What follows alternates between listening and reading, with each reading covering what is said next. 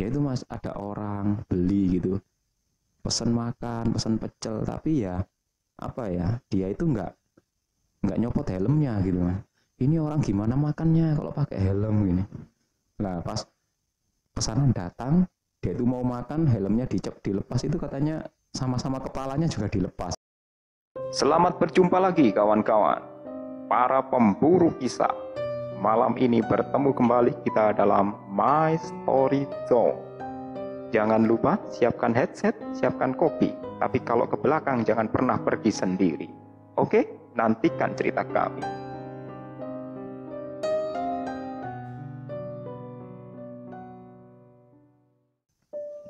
Assalamualaikum warahmatullahi wabarakatuh. Halo sobat pemburu kisah, selamat datang di Mystery Zone. Bersama saya Pak Jack dan rekan di sebelah saya Kang Surya dong. Oke, Kang Surya. Iya Pak Jack. Mungkin ini sobat pemburu kisah sudah menantikan kisah terbaru dari fragmen kita. Oh ya, Kebetulan juga ini ada yang mengirimkan cerita, Kang Surya. Iya kemarin ya. Ini saya bacakan ya. Ya ini saya juga lagi buka ini. Ini cerita ini dari saudara Sunaryo. Saudara Sunaryo ini mempunyai cerita yang mungkin unik ya, bisa jadi unik, tapi juga misteri, tapi banyak seremnya. Ya kemarin juga saya lihat-lihat ini, wah ceritanya panjang banget ini ya, tapi ya sudahlah. Kemarin minta izin, oke, kita ceritakan dengan stylenya Mystery Zone, jadi mungkin ya nggak panjang-panjang banget lah, tapi tetap durasinya panjang juga ini. Oke, Kang Surya bisa dimulai cerita dari saudara Sunaryo ini. Oke, langsung saya mulai aja Pak Jack ya, mungkin sambil enak-enakan sesekali baca karena saya juga belum hafal banget alurnya. Kita panggil ya Mas Naryo gitu. Mas Naryo ya. Mas Naryo, beliau ini sukanya touring katanya. Ini anak touring, mungkin perlu nyimak. Oke, saya mulai Pak Jack ya. Jadi kisah ini dimulai ketika Mas Naryo itu ada halal bihalal keluarga katanya. Nah, jadi mungkin setting waktu itu beberapa tahun yang lalu sih infonya. Jadi ketika ada halal bihalal keluarga, mungkin setelah lebaran gitu, salah satu saudara yang datang itu adalah Pak D-nya. Pak D-nya itu yang tinggal di di kota yang berbeda gitu katanya Mas Naryo itu. Jadi Mas Naryo sudah lama gak main-main ke Pak D-nya. Jadi pas halal bihalal kemarin itu ya ditagih sama Pak D-nya. Semenjak lulus kuliah kok nggak pernah main ke tempat Pak D gitu. Oh ya Pak D, next saya tak kesana deh. Ya ini masih sibuk dengan kerjaan dan lain sebagainya. Ya iyalah, sekali-sekali menginap lah kan. Pak D-nya ini kan anak-anaknya kan sudah pada kerja keluar kota semua. Nah, sementara ya tinggal berdua dengan budenya, istrinya itu ya ibaratnya mungkin butuh ponaannya untuk main-main. Apalagi katanya Mas Naryo ini salah satu anggota keluarga yang paling seneng touring, keliling-keliling. Tapi mungkin alasannya Mas Naryo ya karena Pak D-nya itu jarak dengan tempat tinggalnya sekarang itu butuh 4-5 jam. Sebenarnya kalau sekarang sih nggak terlalu jauh ya. Tapi mungkin karena bagi Mas Naryo harus touring itu ya capek juga ya. Ya kadang kan kalau touring kan nggak bisa sendirian. Betul, rame-rame ya. Gitu. Jadi mungkin sungkan kalau mampir. Iya, rame-rame. Nah akhirnya karena ketemu waktu itu Pak D-nya berharap ya main-main lah, menginap atau apa. Wah ini makin seru lagi nih pikirnya Mas Naryo-nya. Ya sudah Pak D, nanti kapan-kapan saya tak main-main ke sana. Tapi kalau menginap mungkin saya nyoba nyari waktu di akhir pekan aja, pulang-pulang kerja atau apa. Iya enggak apa-apa gitu, berangkat malam atau nyampe sana malam gitu. Iya boleh kata Pak D-nya. Nah sambil ngobrol-ngobrol itu Mas Naryo cerita, kalau kesana itu Pak D, kalau mampir-mampir kulineran di mana nih? Katanya daerah sana terkenal pecel gitu. Ya mungkin Pak D-nya ini kan lokasinya kan di salah satu kota di Jawa Timur ya, jadi identik dengan masakan pecelnya. Pak D-nya bilang pecel kalau malam sih sebenarnya ada beberapa, memang identiknya pecel itu ya pagi siang gitu. Kalau malam itu nggak terlalu banyak, tapi Pak D punya langganan katanya gitu. Di mana Pak D? Ya beberapa saat sebelum memasuki kotanya Pak D lah, belum masuk kota gitu katanya. Ya di mana sih Pak D? Ya nanti saya kasih tunjuk, istilahnya posisinya di mana, ancer-ancernya, kalau orang Jawa Timur ancer-ancernya itu tepat posisinya itu di mana. Ya nanti saya kasih tahu deh. Soalnya Pak D-nya sempat bilang, ini warungnya ini enak banget. Warungnya ini spesial, pecelnya itu sedap. Istilahnya mantap gitu. Cuman apa ya, jarang ada orang yang tahu gitu. Padahal ya letaknya itu ada beberapa warung lain gitu. Cuman rata-rata itu larinya ke warung lain, bukan ke situ. Ya udah Pak D, nggak apa-apa. Akhirnya sarannya Pak D-nya, nanti deh tak kasih tempatnya kamu. Jadi infonya Pak D-nya, warung itu memang enak masakannya, tapi tempatnya agak apa ya, agak agak aneh dan tidak mudah terlihat dari jalan raya. Ya sebenarnya kalau orang melihatnya sih katanya warungnya itu di sebelah pojokan pemakaman umum pinggir jalan. Nah Nggak itu lazim, nggak lazim. Nah nggak lazim. Ya sebenarnya orang kalau melihat itu warung ya mungkin tahu, tapi kan lihat pemakaman umumnya dulu daripada warungnya. Nah itulah yang bikin apa Pak D-nya itu bilang enak tapi tempatnya agak istimewa. Nah dan itu pun akhirnya acara halal itu selesai. Mas Narya ini apa ya, memang masih belum sempat pergi ke sana. Dan kemudian kalau nggak salah katanya 2 atau 3 bulan setelahnya ya, itu Mas Narya ada waktu luang. Dia itu berencana main ke tempat Pak D-nya. Jadi apa ya, sekaligus menginap di sana gitu. Nah akhirnya ini kan ceritanya itu 2-3 bulan kemudian dia main ke rumah Pak D-nya itu di akhir pekan. Nah jadi Mas Naryo ini touring, berangkat dari rumahnya itu apa ya, petang ya, sepulang kerja mungkin mandi-mandi dan lain-lain, petang habis maghrib itu mungkin dia berangkat. Jadi ya butuh waktu 4-5 jam lah sampai ke rumah Pak D-nya. Mungkin kalau apa dengan ngebut itu, Pak motor ngebut itu ya mungkin 4 jam lah kalau katanya. Nah kemudian Mas Naryo ini berkendara sampai akhirnya apa ya, mendekati kota tempat tinggal Pak D-nya. Jadi ya kira-kira itu katanya jam 9 malam itu sudah hampir memasuki kota tempat tinggal Pak D-nya itu ya. Mulailah dia berkendara perlahan di sepanjang jalan itu sambil melihat-lihat sekitar lokasi yang ditunjukkan oleh Pak D-nya. Dia itu keliling berjalan terus kok tidak kelihatan. Itu ada pemakaman tapi kok tidak terlihat ya. Dia cari, akhirnya katanya dia sampai putar balik itu hanya untuk mencari warung itu. Ya memang ada beberapa warung lain tapi ciri-cirinya itu tidak seperti yang ditunjukkan Pak D-nya.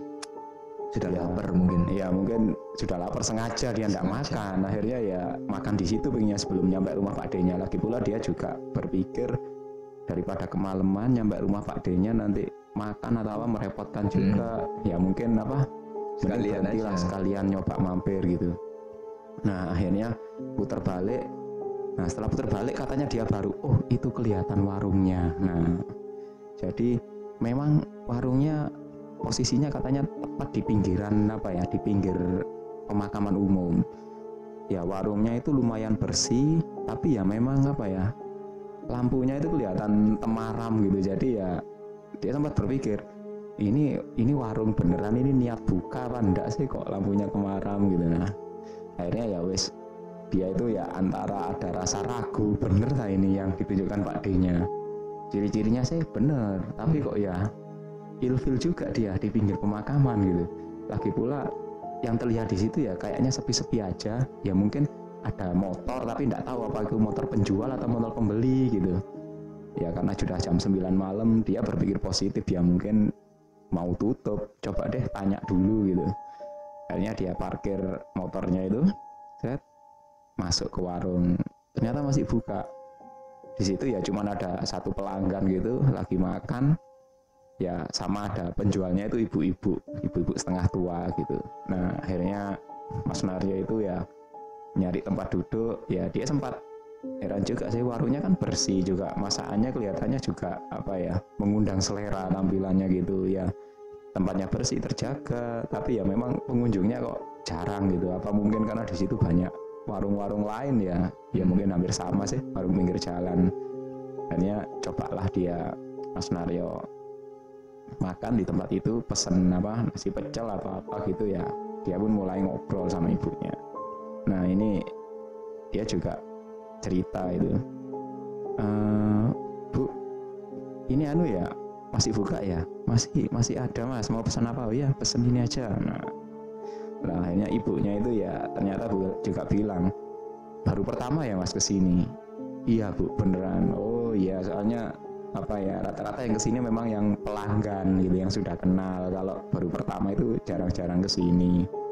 Iya, soalnya saya diberitahu Pak D saya. Oh Pak D-nya yang mana Mas? Yang ini nih, ciri-cirinya begini, biasanya kalau makan bawa kendaraan ini begini. Oh iya, Bapak itu pelanggan, tapi sudah lama ndak di sini. Nah Mas Narya itu juga mikir, ini berarti Pak D-nya sudah lama ya nggak kesini ya. Terus dia ngeliat kondisi warung, ya antara apa, ibu itu terus pelanggan di situ itu kok kayaknya apa ya, biasa banget gitu loh. Dia itu merasa suasananya itu kayak aneh.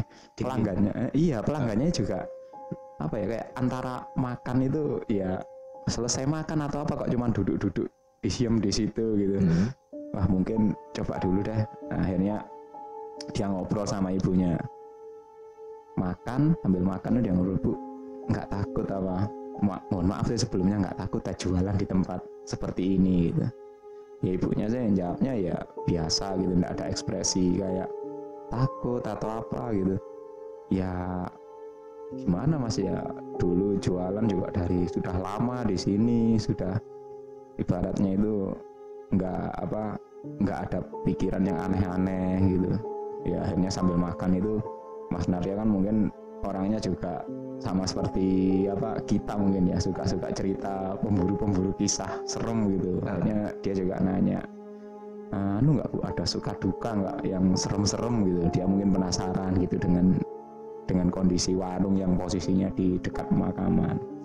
Ya ibunya sih jawabnya santai, ya antara serem atau enggak itu mungkin relatif ya. Bagi dia kan walaupun pemakaman umum kan pinggir jalan, jadi ya walaupun malam masih ada kendaraan lewat, tapi ya karena Mas Naryo penasaran, ibunya itu akhirnya ya mulai cerita-cerita gitu. Ibunya ya mulai cerita-cerita gitu. Ya pernah ya Mas, ada beberapa kejadian sih mungkin di awal-awal. Jadi awal-awal itu waktu jualan katanya beberapa tahun awal itu ada kayak apa, awal jualan itu sering diganggu, ada suara-suara ketawa gitu padahal nggak ada orang, ada suara-suara tangisan gitu juga nggak ada orang. Mas Nadia juga mulai merinding dengan cerita-cerita itu. Lagi pula dia masih makan dan memang masakannya enak gitu. Cuman Mas Nadia itu kayak nggak sadar gitu, di ruangan itu katanya dia itu merasa hanya seperti dengan ibu itu sendiri aja. Bahkan feelingnya itu dia nggak tahu pelanggan yang sebelumnya itu beli di situ itu sudah bayar atau belum, kok tahu-tahu sudah nggak ada katanya. Waktu itu dia sebenarnya ya antara penasaran dan juga ada rasa takut atau apa, tapi ya karena mungkin ngobrol sama ibunya, dia mikir kan biasanya yang beli di sini kan para pelanggan nih, ya mungkin pembeli tadi itu salah satu pelanggan, jadi ya mungkin sudah kenal atau sudah bayar atau kasbon atau gimana, sudah tinggal pergi gitu. Ya Mas Narya kan nggak peduli aja ya, mungkin asik menyimak cerita ibunya walaupun agak merinding gitu. Wah terus Bu, orangnya ada suara nangis, suara ketawa itu dari kuburan belakang. Ya iya Mas, dari kuburan belakang di sebelah ini, tapi ya kan ibu itu ceritanya datar gitu, nggak ada ekspresinya gitu, jadi ya Mas Narya merasa wah ibu ini nekat juga gitu. Terus nggak ada yang takut lagi ya. Setelah itu saya beberapa kali diganggu katanya. Diganggu gimana Bu? Misalkan malam gitu tutupnya jam 10, jam 11 gitu, mau nutup warung itu kok di jendela itu ada yang apa, kayak ada sosok pocong terus ngintip-ngintip gitu. Ya akhirnya nggak jadi ditutup, tapi akhirnya agak lama hilang baru berani ditutup. Wah, Mas Narja juga mulai, wah serem juga ini berarti warung ini apa ya, penuh kisah, ini kisah misteri. Mungkin itu yang bikin orang-orang takut kesini gitu. Tapi orang-orang pernah diganggu nggak Bu? Kalau pelanggan nggak pernah sih Mas, jarang. Yang sering ngalami waktu warung nggak ada pelanggan gitu, sepi gitu, pernah ngalami. Paling serem apa katanya gitu ya, ya ibunya itu juga cerita sambil ya ekspresinya datar gitu kan. Ya itu Mas, ada orang beli gitu, pesen makan, pesen pecel, tapi ya apa ya, dia itu nggak nyopot helmnya gitu Mas. Ini orang gimana makannya kalau pakai helm gini. Nah pas pesanan datang, dia itu mau makan, helmnya dilepas, itu katanya sama-sama kepalanya juga dilepas gitu. Waduh, serem juga ini katanya. Akhirnya ya katanya ternyata korban yang habis ada musibah jatuh di depan jalan gitu. Ya akhirnya ya Mas Narja terus ngorek cerita-cerita serem gitu, akhirnya ya merinding juga, apalagi sudah hampir jam 10 gitu. Dia mikir wah ibunya bentar lagi tutup gitu ya. Ya akhirnya sebelum tutup dia sempat ngobrol-ngobrol. Wah, berarti ibu pemberani ini ya. Ya sudah, gimana, namanya juga nyari rezeki gitu. Nah, akhirnya tanya tutupnya jam berapa. Enggak masalah Mas, dilanjut aja kalau mau apa, mau makan atau apa, karena Mas Narja waktu itu merokok kan. Jadi habis makan dia nyalakan rokok, masih lanjut ngobrol sama ibunya. Ya dia juga berpikir bener juga ya katanya Pak D, masakannya enak tapi kok sepi gitu loh. Akhirnya dia nanya, Bu, ya ya kok apa ya, sebenarnya bener Pak D saya masakannya enak tapi ya mohon maaf kok sepi-sepi aja Bu ya di sini. Apa mungkin Bu, apa tempat lampunya di depan dikasih lampu atau apa. Nah pas Mas Narja nanya itu, ya ibunya ya dia mulai ibu itu kayaknya ada apa ya, mulai perhatian khusus sama Mas Narja. Akhirnya dia juga cerita agak berbisik gitu. Ya sebenarnya Mas ya relatif ya, sepi nggak sepi itu ya kalau saya mau jujur itu terkait rezeki kan beda-beda ya. Kalau sudah waktunya rezeki ya waktunya rame ya rame gitu kan punya. Lah memang kata orang-orang yang pernah beli di sini, sebenarnya warung di sini itu diganggu katanya. Mas Narja makin penasaran, diganggu gimana Bu, maksudnya Bu? Ya Mas, apa biasalah kalau usaha-usaha seperti ini kan ada semacam persaingan gak sehat gitu. Wah, diganggu itu sama siapa? Wah, saya juga enggak tahu Mas, kita enggak bisa berburuk sangka ya. Ya semua di sini kan di apa, beberapa sekitar sini kan ada beberapa warung, tapi ya kayaknya mereka juga sepi, kadang rame. Ya ini kita nggak bisa menuduh lah. Nah, akhirnya Mas Narja pun penasaran, diganggu itu kayak gimana ya Bu? Apa di apa, ibaratnya dikirimi hantu atau apa?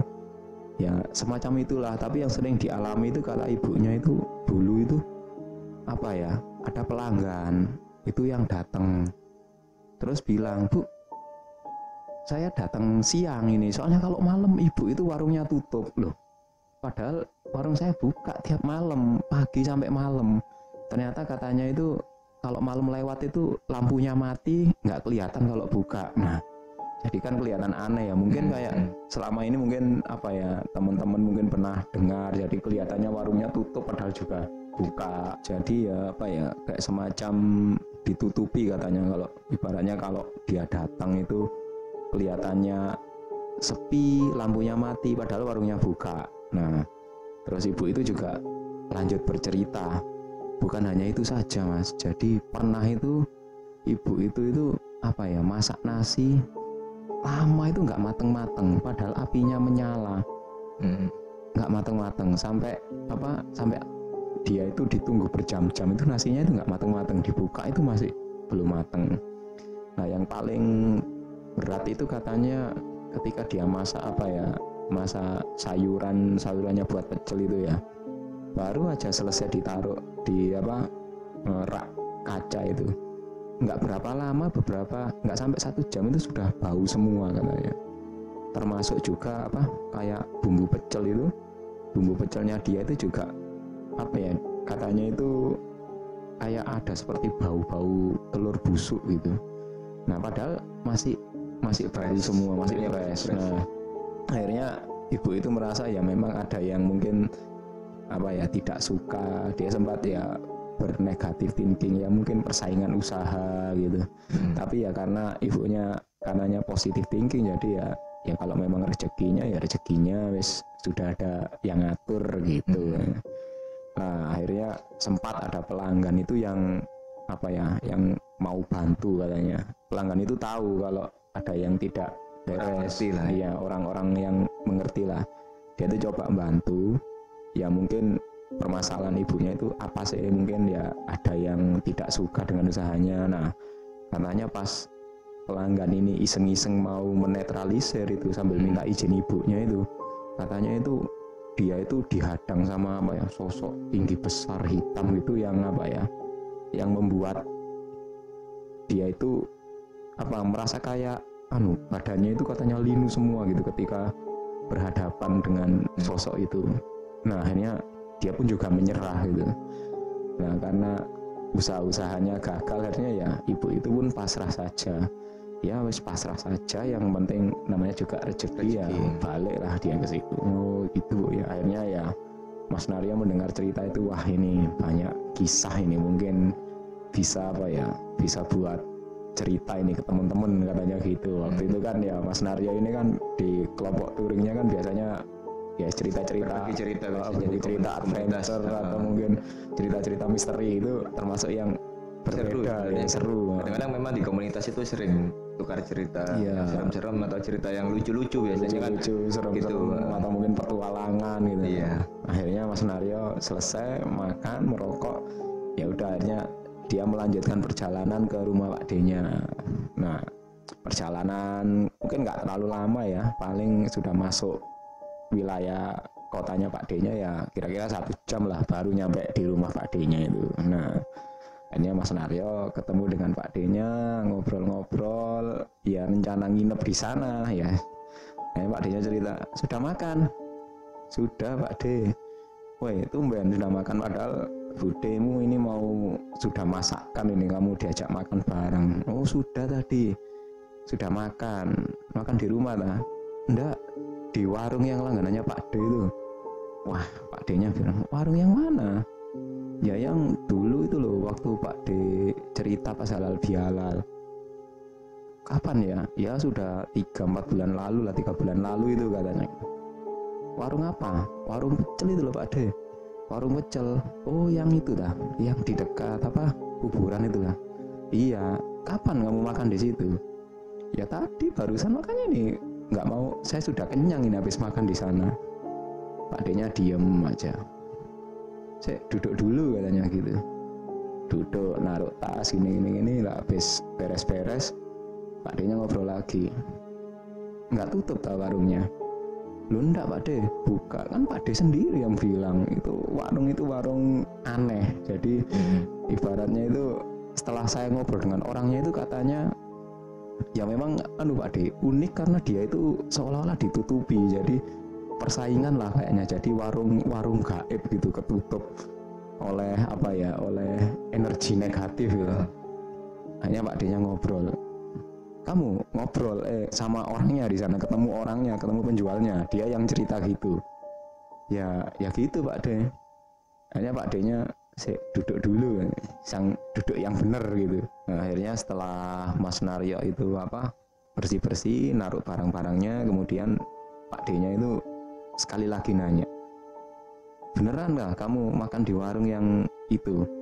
Iya Pak D, bener, malahan aku ngobrol sama ibunya yang jual, ya katanya ternyata selama ini warung itu memang istimewa, jadi hanya pelanggan-pelanggan yang sudah terbiasa di situ yang makan. Soalnya katanya ibunya warung di situ itu diganggu, jadi ditutup oleh kekuatan non teknis yang ibaratnya karena mungkin persaingan atau orang tidak suka dengan usaha warung itu. Jadi ya warung itu memang seolah-olah hanya yang pernah ke situ yang tahu, hanya pelanggan yang tahu, tapi orang lain yang pengen mampir kayaknya kesulitan menemukan warung itu. Kan Pak D sendiri yang merekomendasikan. Nah, Pak D-nya juga diam-diam. Kamu ngobrol ya sama ibunya tadi? Iya, ngobrol. Akhirnya Pak D-nya sambil apa ya, sambil masang muka serius gitu. Gini loh, tak ceritani ya kamu ya. Pak D itu sudah beberapa bulan ini ndak ke situ. Kenapa Pak D anu ta? Apa ndak sempat atau gimana? Bukannya ndak sempat. Beberapa bulan ini ibu yang di warung itu, termasuk apa ya, pemilik warung itu sudah meninggal. Tanya gitu. Warungnya itu tutup. Loh, masa Pak D? Iya. Jadi katanya orang-orang ibu itu meninggalnya itu karena sakit. Jadi sakitnya juga belum jelas, sakit mendadak atau apa, tapi beberapa orang bilang itu sakitnya karena sakit non medis. Jadi apa ya, ibaratnya mungkin diganggu sama orang yang tidak suka dengan ibu itu atau tidak suka dengan usahanya.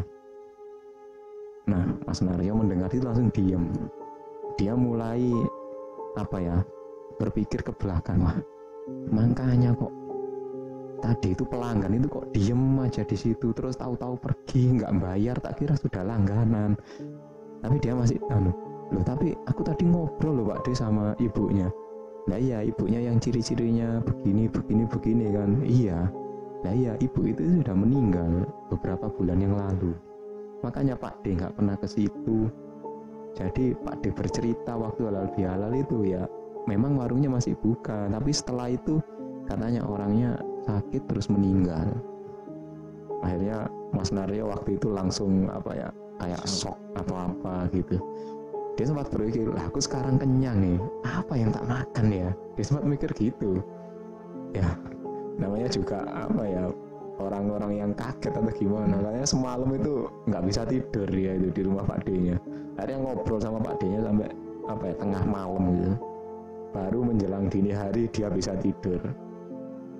Nah, akhirnya besoknya ya wis aktivitas biasa ke Pak D-nya, terus apa ya, ngobrol-ngobrol sama budinya dan lain-lain. Sore harinya Mas Naryo ini pulang balik karena Seninnya harus masuk kerja. Nah, sepanjang perjalanan itu ketika melewati tempat itu dia coba sambil merinding itu pelan-pelan gitu dilihat. Beneran warung itu ternyata tutup dan apa ya, sudah terlihat banget berdebu gitu. Termasuk apa kayak banner spanduknya sudah robek semua. Ibaratnya memang sudah nggak dipakai, tutup cukup lama. Ya itu pengalaman Mas Naryo yang apa ya, diceritani pamannya ada warung enak tapi yang dalam tanda kutip tertutup energi gaib. Justru dia itu merasakan makan di tempat itu. Jadi warung-warung yang gaib itu katanya. Ya bener-bener apa ya, cerita yang panjang sih kalau menurut saya, tapi ya itulah yang unik dari kisahnya ini Mas Naryo ini tadi. Sebenarnya saya tadi itu kemarin kan baca kisahnya Mas Naryo ini ya. Mungkin yang saya tangkap ini bukan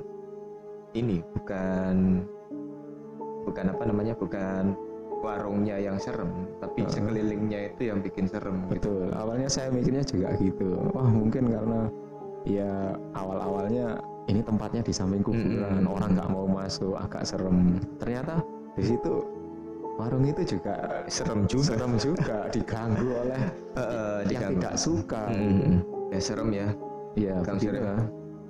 Tadi saya pikir awalnya ini ceritanya ini adalah kesereman bikin warung yang ada di lokasi dekat makam. Oh ya, benar. Saya juga mikirnya gitu ya. Karena banyak warung-warung yang di dekat makam ini gangguan makhluk halus.